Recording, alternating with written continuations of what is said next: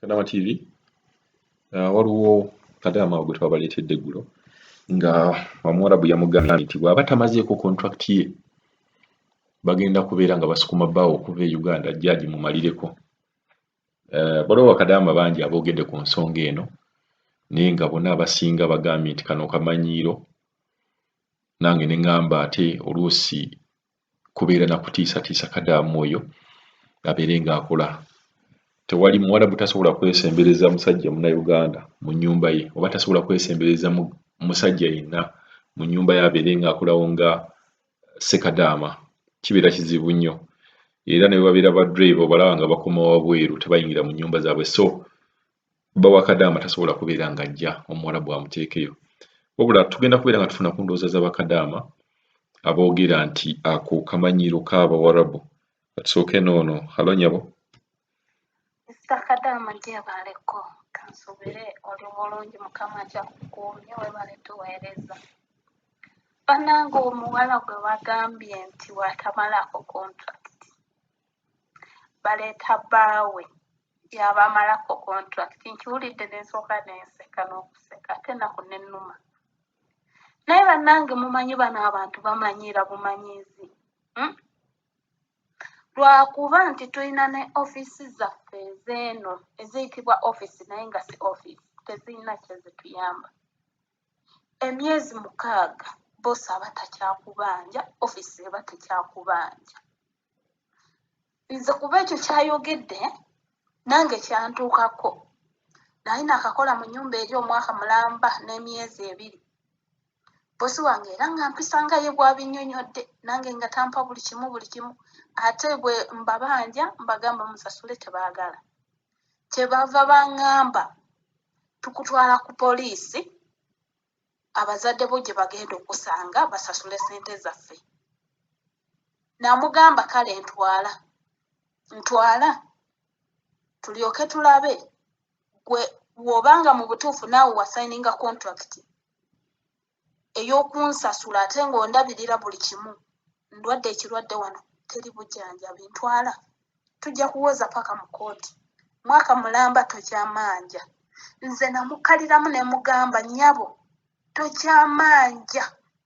Wali supposed okumanja nga sinaba mmalayo myezi zo 6. Wali omanjiza ezo ssente zo. Ate ezo ssente z'omanja sina agreement naawe gye nakolerako nti bwe mba simazeeko contract ndina osasula ezo ssente zo.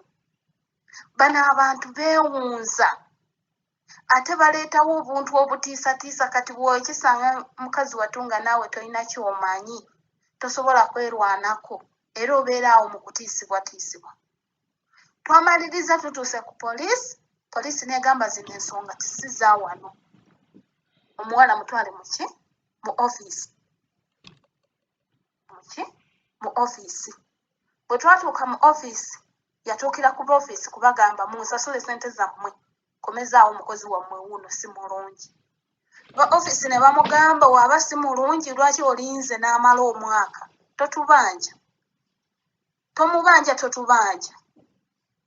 Ne bamugamba kati ddayo omukozi katumufunire ennyumba endala. Ne banfunira wano wendi kukola omwaka gwange mmaleko ŋŋende. Naye Mr. Kadaama Omuwarabu era bwe batyo na wano wendi kuba mu ofiisi nasayininga mwaka gumu. Na wano wendi boosi wange twavudde naffe nange navudde naye ku lupapula. Yatwala ssente mu bbanka n'azisindika e Uganda. Olupapula n'atuula nalwo Mr. Kadaama okumala omwezi mulamba. Kuba namuwa ssente ezo 1 November. Kati twatabuse jjo gwa lupapula. N'aŋŋamba kankuze ku ofiisi. Namugambye ssebo. Namuyimiridde mu maaso ne mugamba ssebo. Mbulayo emyezi egyo 2 nve wano. Mpa olupapula onzize ku ofiisi. Abantu bano Mr. Kadaama bamanyiira naye ayimirire ku bigere bye. Amugambe nnyabo ate yakolamu ensobi obutamukaliramu bifo. Omuwarabu w'omutwalira n'atakuwa byetaagisa bifo. Gwe n'omulekerayo n'ogamba kamuleke nja byeggulira. Wallahi ne wali sadaaka enjiibwa tagenda bikugulira. ku ssaawa esembayo. Muganda wange kiwakolamu ensobi, abaana mwenna omuva e Uganda okujja e Saudi oba mu Bawarabu, mumanye bino, mumanye ekiri mu kontrakiti yo.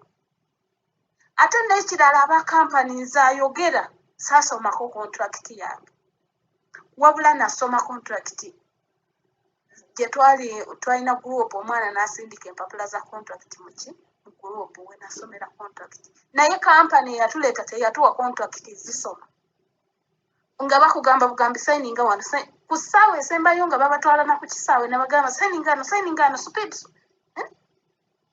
So abaana abamu tujjanga ne kontrakiti bambi tetugisomye.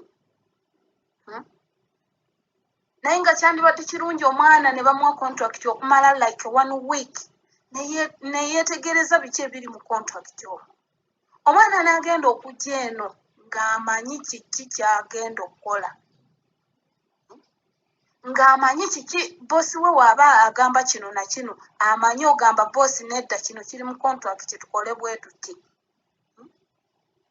Nze ono wange namukaliddemu ne musomera amateeka gali mu kontrakiti ne mugamba ssebo saagala kummanyiira. Ebyo by'osalako ssente zange n'ogamba mbwongulidde intaneti, ssente nzaagala. Kuba mu kontrakiti nze nina ofuna $9 na sayininga. Ate gw'ondeetera 780 kijja kitya? Ayabadde akambuwadde mu busimanya nziza ku ofiisi namugambye tugende. Bw'otuuka ne ku ofiisi tobatya. Nkimanyi abamu bajjayo n'ekibooko okututiisatiisa, naye tobatya. Yogera amazima g'omanyi. Naye bannange Abawarabu oba beewunza na biki Mukama Katonda. Naye ngeri etteeka teririiyo. Teririiyo, nze sinaba naddiwulirako. Lyatuukidde mu nnyumba ye. Takumanyiira waba akuyisa bubi akuze ku ofiisi. Ate abantu ab'empisa embi be bakyasinze okuleeta obuteekateeka. Ku buli Mr. Kadaama osanga Omuwarabu w'empisa embi aba ayina amateeka agatali nayo. Nze eri gye nasookera baali banfuga nga sirina fuluma mu nnyumba, niwe mba ntwala kasasiro bangoberera.